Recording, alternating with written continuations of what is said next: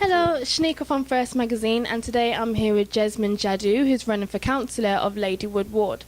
So, Desmond, what are your strategies to help Birmingham on a whole? It's really to reconnect people with the political system. You know, government is about people, and people are elected to serve people from various neighbourhoods, communities within the UK. One of the key elements is people have not been voting, and my strategy is to get people reconnected through standing independently, not for a political party.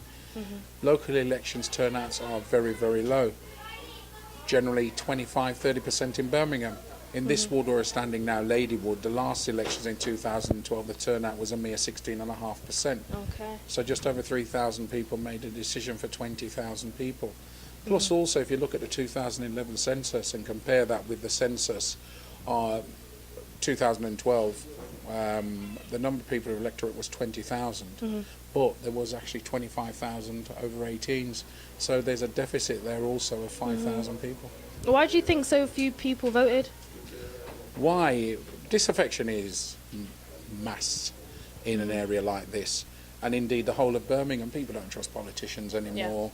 That connection's been lost. I think the divides are absolutely massive, not insurmountable, but they're massive, and we need to do something about that.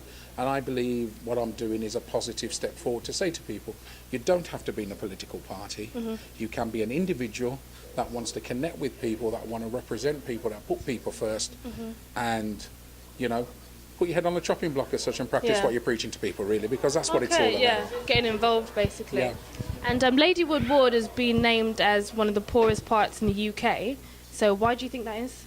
Well, I think that is. I mean, Ladywood has been picked apart, hasn't it? You used to have industry around here, and, you know, industry's gone, people have remained. Yeah. So, obviously, that's going to go down. One of the key things that I look at in this ward, which is so amazing, it incorporates Birmingham city centre, and indeed one of the richest parts of the country, which is the jewellery quarter. And despite all of that, the figures of deprivation are still quite high in this area. Does that add up to you?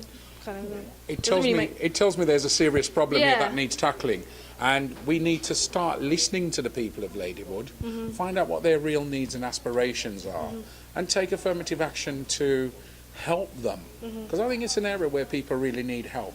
But to help people, first of all, you've got to listen to them, because, you know, we can't keep guessing for people, because what we believe is a priority for the people of Ladywood may not be the case. Yeah.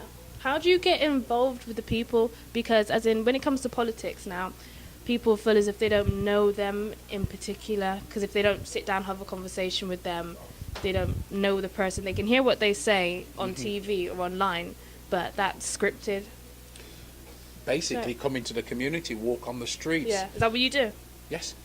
Okay. I mean, you've got to do that. You've got to mingle with people. Yeah. And the key thing is, don't be frightened of them. I mean, look how I'm dressed today. I'm not dressed in a suit. Yeah. The fact of the matter is, I just come down here as a normal person that will talk to people. And I think that's absolutely key, because we're all the same at the end of the day. You know, there's nothing special about me compared to you or anyone else. You know, that is absolutely important. Definitely. So can you tell us a bit more about your Birmingham Empowerment Forum? Birmingham Empowerment Forum is basically an independent political lobby group. Okay. We deal with various issues that affect communities. One of the key things we've been concentrating on in the past 2 years has been voter registration, the importance of telling people about civic engagement, promoting civic engagement, people to become custody visitors, magistrates, school governors, independent monitoring board members of a local prison, and explaining to people as well the importance of being registered to vote. Yeah.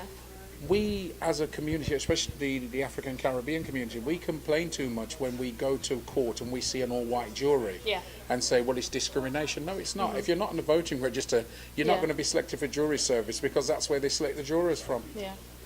So, you know, something like that, just explaining that does make a difference. So do you have a way to tackle racial discrimination?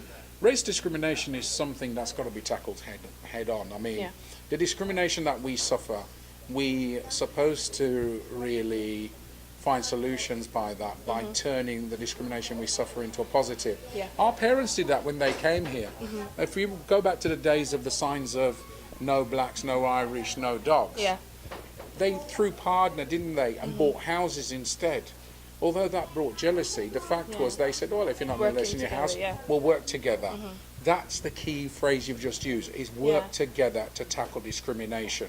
Because at the end of the day, if we say we're no longer prepared to tolerate it, and any time someone's got an issue, we support them, that's how we tackle it. But the key main way of tackling discrimination is by ensuring that we've got people at the decision-making tables. If there's no one there, we'll never tackle it. Yeah. It's got to be on the agenda. To put it on the agenda, we need to have people at those decision-making tables, you know, in places of power where decisions are made that affects our daily lives. How can they be there at those tables? We've got to do what I'm doing and take the plunge and stand for Yeah. election, get elected. Once we're elected, we don't forget where we're coming from, Yeah. and we keep banging that drum until we get access. That's the bottom line. Okay. And how important isn't it for young people to start voting? Absolutely key.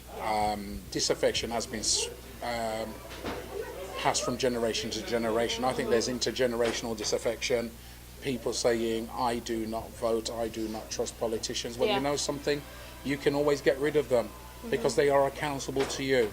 People say we don't see them until April, just before an election. Then you know what you do when you see them in April? Go and vote for someone else that you see more regularly than the person that Very you see true, in April. yeah. That's what you need to do. But young people have got to understand one key thing. Your vote is the most powerful voice you have to let people listen to you. Use it. That's the bottom line. Use that vote. Yeah. Because that's how people are going to take notice of you. It's get, true. Get people in there to fly your flag, and believe me, you'll get a greater audience. I believe that young people, by many politicians, are patronised. I run a youth forum. What happens is they discuss issues, Yeah. and the issues that they discuss, they deal directly with people in decision-making roles. But the fact is, at the end of the day, I don't say a young person has spoken. I say a person has spoken. Okay. That's the difference. As far as I'm concerned, young or old, we're all the same people. I might be older than someone else, but so what? Yeah. Your decision, your opinion counts as much as mine. Definitely. Wow. And can you tell Press Magazine why we should vote for you? Well, I mean, there's a bottom line here, and I'm not going to dwell on it. I put people first, not political parties, and it's people that matter. So if you want someone who's for the people, then obviously at the end of the day, I'm the man to vote for. That simple. Okay, thank you, Desmond. Thanks very much. We're signing out.